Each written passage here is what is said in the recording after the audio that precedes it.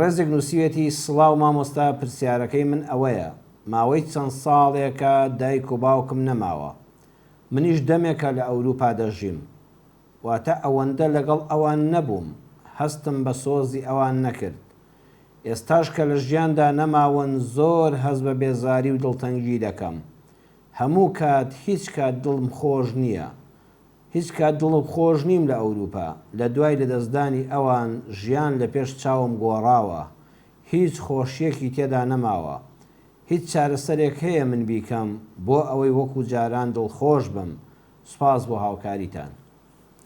لە وڵاما دەڵین وەبیللهی تەوفیق. یا ڕەبی خوای پەروەردگار لە دایک و باوکی تۆش خۆش بێ و لە هەموو ئەو کەسانەش خۆش بێکەوە دایک و باوک بوون و ژیانی دنیایان بەجێ هێشتووە، و ئەوانش کە دایک و باوکمان ماون تەندروست باش و دڵخۆش و سەلامەت بن. بەڕێزان، ئەو کەسی کەم نامەیەت نووسیوە حەقی خۆتە کەوا تۆ دڵتەنگبی بۆ لە دەستدانی دایک و باوکت. دایک و باوکێک کە ئەوەندە خوای پەروەردگار ڕێزی لێگرتوون، عیبادەتی خوای پەروەردگار فەرزە لەسەر تاک بە تاکی مرۆڤەکان، مرۆڤی موسڵمان. ئاواش خزمەتکردن و لە خزمەتدابوونی دایک و باوکیش وەکو عیبادەتی خوا فەرزە. ئەمە نەسی قورئانە. پەروەردگار دەفەرمێ وەقەضا ڕەبوکە ئەللا تەعبودوا ئیلا ئیاه وبالوالدین ئیحسانا. عیبادەتی خوای پەروەردگار تەنها بۆ ئەڵڵا دەکرێت سوبحانەه وتەعالە. تەنها ئەڵڵایە کە شایەنی پەرستنە و شایەنی ئەوەیە کوڕنووشی بۆ بەری، نوێژی بۆ بکەی، بۆی بە ڕۆژووبی، لە پێناویدا خێر و خێرات بکەی، لە پێناویدا قوربانی بکەی، حەیوان سەربڕی. بە هەمان شێوە پەروەردگار واجبی کردووە. واتە خزمەتکردنی دایک و باوکەوە نییە بڵێ وەڵا سونەتە خێرە، نەخێر واجبە، وەکو عیبادەتەکە واجبە. بەڵام وردی قورئان کە هەموو جار عەرزتان دەکەم کە قورئانتان خوێندنەوە لەسەر پیت بە پیتی بوەستن. دقت بدەن، پەروەردگار دەفەرمێ وەبیلوالیدەینی ئیحسانە. ئەی بۆ نەیفەرموو وئیلە الوالیدەینی ئیحسانە؟ خوا باشتر بوو بیفەرموایە ئیلە الوالیدەینی ئیحسانە، چاکەکار بە لەگەڵ دایک و باوکتدا. بەڕێزان، ئەو پیتی با لەگەڵ ئیلادا کە هەردووچیان حرفی جەڕن، بۆچی ئەمیان بە بە هاتووە بیلوالیدەینی نەیفەرموو ئیلە الوالیدەینی؟ لەبەر ئەوەی بیلوالیدەینی پێمان دەڵێ دایک و باوک نابێ وەکو خەڵکی تر تەماشا بکرێن. یعنی ئەگەر جەنابەت بۆ نمونە خزمێکت هەبێ، هاوڕێیەکت هەبێ، دۆستێکت هەبێ، مامێک، خاڵێکت هەبێ، هەر ئەوەندەی کە هاوکاری مادیت کرد بۆ تۆ ئەجرێکی گەورەیە. بەڵام بۆ دایک و باوک وانە. ئەگە بیفەرموایە ئیلە الوالیدەینی، تۆ بەس ئەوەندە پارەت لەبەر دەستا بوویایە بتخستایە خزمەتی دایکت، خزمەتی باوکت، بتوتایە باوەجان ئەوە پارە لەبەر دەستاندایە، چی لێ سەرف دەکەن بە ئارەزووی خۆتان، من دەست ناهێن مەڕێگاتان. واگە پیر و بە ساڵاچوو بوون، نەخۆش بوون، کە نفتی ناو جێگا بوون، خزمەتکارێکت بۆ بگرتنایە.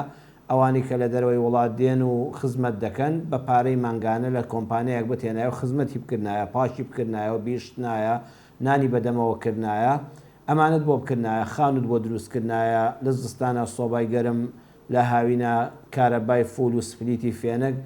خوا دەفەرمێ ئەمە ئیلە الوالیدەینە، نە، بەمە ڕزگارن نابێ، دەبێ وەبیلوالیدەینی، نەخێر، دەبێت لەگەڵ خزمەتی مادیدا، لەگەڵ خزمەتی ئەوەی کە پارە دەخێ خزمەتی باوک و دایکتەوە، لەگەڵ ئەوەی کە خانووی وەدابین دەکەی ئەگەر نەیبوو، ئەگەر لە لای تۆ دەژیا دەبێت ئیحترامی لێ بگری.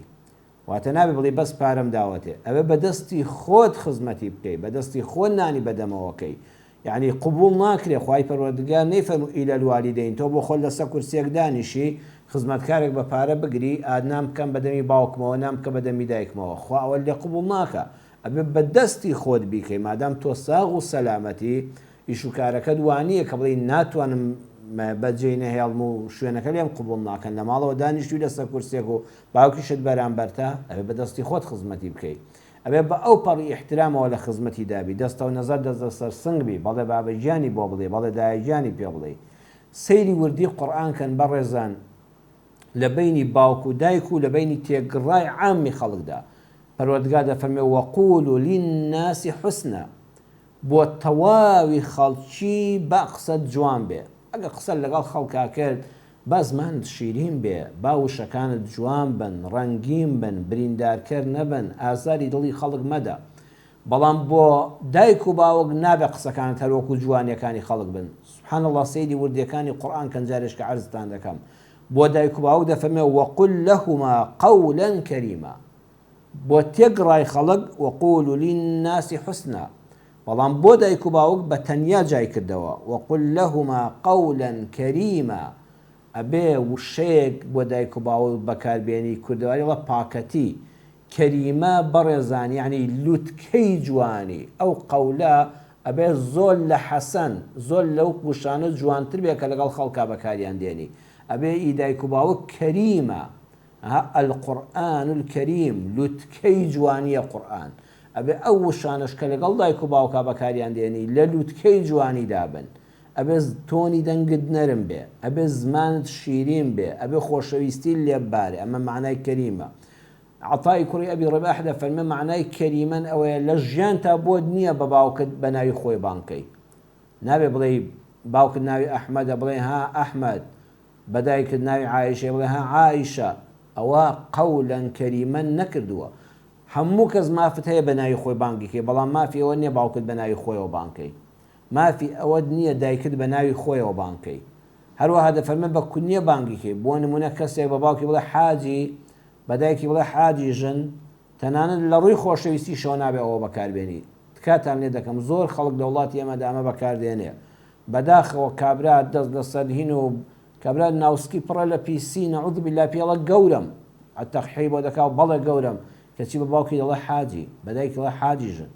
نەخێر، ئەبێ بڵێ باوکە گیان دایکە گیان، غەیری ئەوە لێ قبوڵ ناکرێ.